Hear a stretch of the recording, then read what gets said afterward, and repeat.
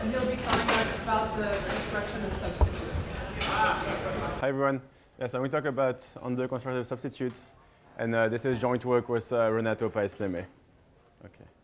So gross substitutes function are an important class of functions that have been discovered and defined in many different contexts. So first in economics, they are like a necessary and sufficient condition for valuation function of Bayers for the existence of a Walrasian equilibrium. In discrete math, they were defined to port the notion of convexity to discrete domain. In number theory, they generalize some important relations. And in optimization, they know to be exactly this class of function for which the greedy algorithm is optimal. Okay? So despite having all of these equivalent definitions in many different areas, it's still unknown. A constructive description for gross substitute is still unknown. And so constructive descriptions, which I will formally define later, are crucial for really understanding these classes of functions.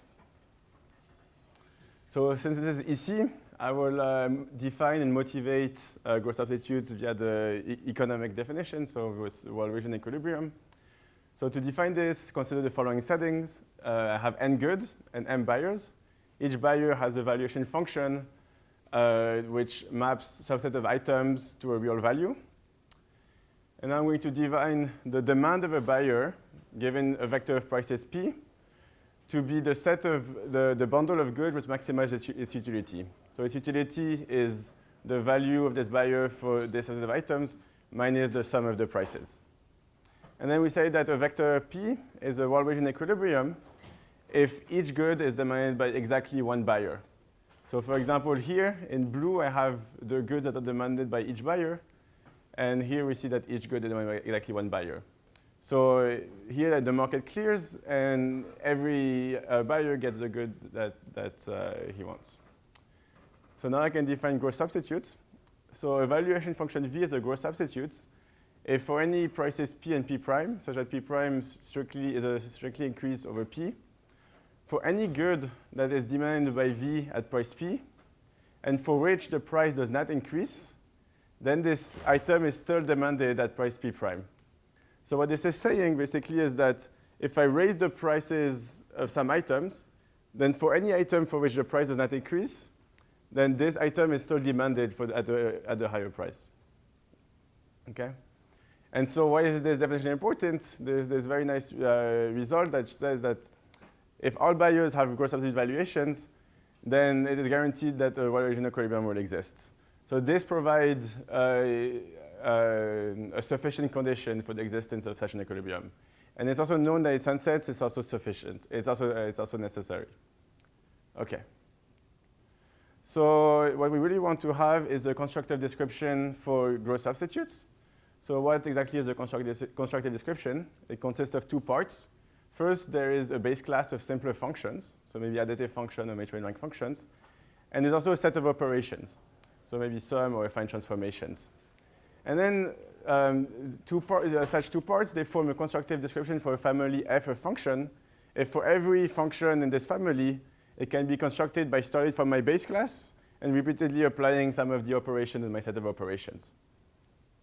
And we also want our family to be closed on a set of operations. So by applying this operation, we want to stay within this family. Okay? So an example is, so some modular functions are known to have a nice constructive description. You can start with the family of MATROID rank function, and then repeatedly apply positive linear combinations and item grouping to construct all submodular functions. So here, don't worry if there are some of these base classes or set of operations that you don't know. I will define all of these terms that you need to know for this talk. Okay. So this question of obtaining a constructive description for gross substitutes has been studied in the past. This question first appeared in Hatfield and Milgram in 2005. And so what they observe is that in a lot of practical settings, all of the gross substitutes that they observe could actually be constructed starting with unit demand function and then repeatedly applying convolution and endowment operations. And so what they ask is basically, can all gross substitutes can actually be constructed in this manner? And so the answer turned out to be no, as shown in a recent paper by Ostrovsky and Paes Leme. And so their main observation with this negative result is that unit demand functions are not complex enough to form a base class to construct Gauss substitutes. So what we need is a class of function that is slightly more complex than unit demand function, but still much simpler than Gauss substitutes. And so for that, they proposed MATROID-based valuations. Okay, so why are MATROID-based valuation and MATROID rank functions in particular a natural base class for Gauss substitutes? So first, let me define MATROID rank functions and MATROIDs. So a MATROID is a collection of subsets called independent subsets, such that for any price p, if I consider the greedy algorithm, we start with the empty subset, and then repeatedly add the elements with the highest price, such that my solution remains an independent subset, then this procedure gives me the optimal solution, where the optimal solution is the independent subset with the highest value, so the sum of prices. Okay? And then once I have a MATROID, we call the rank function of a MATROID to be the function which map a subset to the size of the largest subset that is still an independent set for that MATROID. Okay? And so now MATROID rank functions are all the functions with our rank functions of MATROIDs. And so what I really want you to know about MATROID rank functions and MATROIDs is that they're similar to Gauss substitutes in many respects. So first, we've seen that they're both optimizable via the greedy algorithm. They're also known to be that they can both be described via some exchange property. So in addition to be very similar, but Gauss substitutes are also much simpler than the MATROID rank functions.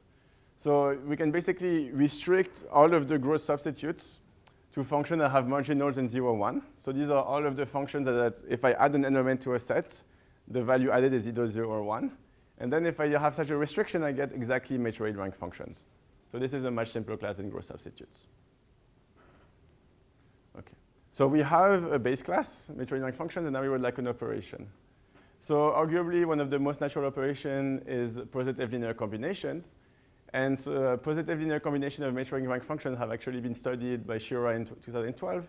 And here, they were restricted to MATROID rank functions that satisfy a strong quotient property. And here, the reason why we have this additional property is because Gauss substitutes are not closed under positive linear combination. But with this additional property, it provides a sufficient condition for Gauss substitutes to be closed under positive linear combination. And so the main result here is that they obtain many important examples of Gauss substitutes by applying positive linear combinations of MATROID rank functions. But it remained open whether all Gauss substitutes could be constructed from MATROID rank functions with positive linear combinations. And so that's going to be the main question I'm going to want to explore in this talk. Can we actually construct all Gauss substitutes from MATROIDs?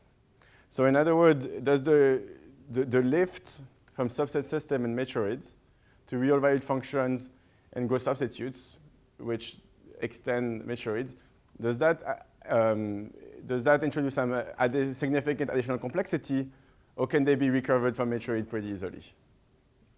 And in particular, I'm going to explore that with the operation of positive linear combination as studied by Shira. Okay, so now I'm going to present our main result. So our main result is actually a negative result. We show that Gauss substitutes cannot be constructed from a MATROID rank function with positive linear combinations. And so more precisely, what we show is that there exists a Gauss substitution function V, such that no affine transformation of V can be expressed as a positive linear combination of MATROID rank functions. And so this has two important implications. First, it rules out any constructive description that uses positive affine transformation as a set of operations with MATROID rank functions. So such as the approach with the strong quotient property by Shira in 2012. And it also implies that this lift from subset system to real value functions from MATROIDs to Gauss substitutes, this adds some significant complexity in the functions. Okay. And so along the way to finding this counterexample, we also proved some new facts about Gauss substitutes. And in particular, these give us some new understanding about the geometry of Gauss substitutes. So here I will give an overview of these additional results. We first introduced a TREE-CONCORDANT condition between two Gauss substitutes. We show that this condition is necessary and sufficient for positive linear combinations of two Gauss substitutes to be a Gauss substitute. And then using this gives us a polyhedral description. And in particular, we can describe group substitutes as a finite collection of convex cones. Using this description, we can then decompose the group substitute and show a positive answer for the special cases of 2, 3, or 4 elements. And we also use it to actually find this the counterexample for the main result. So here, since we actually get a positive answer for the special case of n equal 2, 3, or 4, this implies that there actually has to be some non-trivial interaction between the different elements to obtain our counterexample. Okay. So if you look at the paper, it's divided into 2 main parts. So there's a part that describes this tree-concordant condition and this geometric understanding that led us to the counterexample for the group substitution function v. And then there's actually the part that formally shows that this function v cannot be written as a positive linear combination of Matroid rank functions. And in this talk, I want to focus on this first part. And this is because I think this is what provides the most insights about what is really going on, and it also introduces a couple of new facts about group substitutes that might be of independent interest. Okay. So what is this condition called tree concordance? So to define tree concordance, I first have to introduce substitution trees. And for this, I need to define a discrete second derivative of function v. So these have a nice economic interpretation. You can think about them as like the degree of substitutability of 2 goods I and j. So in particular, they're defined, the second derivative is defined to be the difference between the value added by the bundle of these 2 items I and j together to the set S, minus the sum of the value added by each of these elements independently. Okay? And so now I'm going to define a tree representation for a evaluation function. So this representation is a collection of trees. So we have one tree for every set S of items. And this tree is composed of 2 parts. They are internal nodes that have numerical components. And then it has leaves, and these leaves correspond to all of the items that are not in my set S. Okay? And the way to read that tree is I take 2 items that are not in my set S, and then the second derivative of my function v of these 2 elements with respect to S is actually exactly the least common ancestor of these 2 leaves in my tree, the numerical components of the least common ancestor. Okay, so why is this tree representation very nice? Is that there is this result that says that a function is a group substitute if and only if there exists such a tree representation. So this gives us a very nice representation and a very nice characterization of group substitutes. Okay. So now I can define tree concordance. So I'm going to restrict this tree representation to the tree structure of a function. So this is basically this collection of substitution trees, but without the numerical components. So what this is doing is that it's abstracting out the combinatorial structure of the tree representation without the numerical components. And now we can define 2 functions to be tree concordant if they have the same tree structure, not necessarily with the same numerical components. Okay? Okay. And so why is this condition useful is that our main result for tree concordance shows that if I have 2 functions that have 2 group substitute functions, then the sum of both of these is a group substitute function if and only if both of these functions are tree concordant. Okay? And so the main implication of this result is that it gives us a polyhedral description of group substitutes. We can now decompose the family of group substitutes into some family of functions that are tree concordant. Now, using this theorem, I know that each of these family of tree concordant functions, it's closed under positive linear combinations. And so this tells us that each family is a convex cone. And so group substitutes is actually a finite collection of convex cones. And it's a finite collection because there is only a finite number of tree structures. Okay? Okay, so now that I have this new geometric understanding of group substitutes, there's this following approach for a constructive description that's quite natural, is that I can now hope to construct each family of tree concordant group substitutes from Matroid rank functions that have the same tree structure. So if I look at the tree structure of Matroid rank functions, it's basically the substitution trees, but where the node labels can only be 0 or 1, because Matroid rank functions have marginals that are 0 or 1. This restricts the the numerical value of the nodes.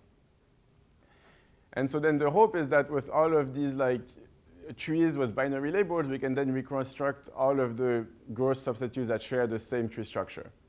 And this approach actually works for n equal 2, 3, 4. We can construct all of the gross substitutes from matrix rank functions with positive linear combination. But this is actually not the case for n equal 5. By playing with these trees, we can actually construct trees that look like this. And the main insight for this, for why this provides a counterexample, is that we get some tree structures for which the nodes cannot be binary. And so now, if we have some gross substitutes for which the nodes cannot be binary, that means that we cannot decompose it as positive linear combinations of matrix rank functions. Okay? So I found a function v such that my previous approach does not work for showing that matrix rank functions, for constructing gross substitutes for matrix rank functions. And so now what I need to do is actually need to show that this function cannot be expressed as a positive linear combination of matrix rank function at all. So one possible approach for providing such a proof could be to just enumerate over all of the matrices over 5 elements and solve a very large LP. So now the issue with this such an approach is that it would be very hard to verify correctness. And so instead what we really want is a fully mathematical proof, so a non-computational proof. And so we do this, and the main idea of this non-computational proof, so this is the second part of the paper, and I will just go over it very briefly. And so what is non-computational proof? I use a combination of linear algebra and using the combinatorial structure of matroids. And so first we use duality and forecast lemma to reduce the problem of showing that this is a counterexample to showing that there is a certificate that satisfies certain condition. And now we're going to use the combinatorial structure of matroids to show that the certificate satisfies this condition. And in particular, we're going to do that in a non-computational manner by exploiting some new local structure of matroids. Okay. So to conclude, the problem of finding a constructive description for gross substitutes remains an important open problem. So we ruled out a large family of approaches for this question. So in particular, all approaches which use matrix rank functions and positive linear combinations. And on the way to eliminating all of these approaches, we've uncovered a new geometrical understanding of gross substitutes. And this is it. Thank you.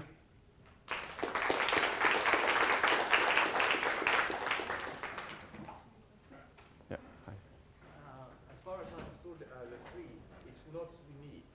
So before you measure concordance, you somehow put the trees in canonical form? So the trees are not unique. So what exactly do you mean by the trees are not unique? So for one function? It seems that for one function, yeah. you would have many different representations of the tree. And depending on the representation, it might give you concordance or not. Oh, yes, good. So, yeah, so I made it simpler here. I didn't want to introduce this complexity. So it's tree concordance only if there exists two representations that are tree concordance. So there can be many of them exactly, but I just need two of them to actually be tree concordant. That's sufficient.